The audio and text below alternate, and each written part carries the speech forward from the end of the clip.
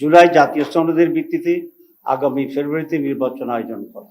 2, আগামী জাতীয় নির্বাচনে উভয় পক্ষে পিআর পদ্ধতি চালু করা। 3, অবাধ, সুষ্ঠু ও গ্রহণযোগ্য নির্বাচনের লক্ষ্যে সকলের জন্য লেভেল প্লেইং ফিল্ড নিশ্চিত করা। 4, ফ্যাসিস্ট সরকারের সকল জুলুম, নির্যাতন, গণহত্যা ও দুর্নীতির বিচার দৃশ্যমান করা। 5, স্বৈরাচারের দোসর জাতীয় পার্টি ও 14 দলের কার্যক্রম নিষিদ্ধ করা। উক্ত দাবিসমূহ বাস্তবায়নের লক্ষ্যে নিম্নোক্ত কর্মসূচি পালন করা হবে ইনশাআল্লাহ। 1, 18 সেপ্টেম্বর রাজধানী ঢাকায় সমাবেশ ও বিক্ষোভ মিছিল।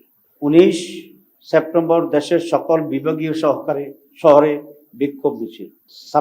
26 সেপ্টেম্বর দেশের সকল জেলা উপজেলায় বিক্ষোভ মিছিল। এইসব কর্মসূচি বাস্তবায়নের মাধ্যমে জনগণের দাবি আদায়ের লক্ষ্যে ঐক্যবদ্ধ হওয়ার জন্য আমরা দেশবাসীর প্রতি উদাত্ত আহ্বান জানাচ্ছি।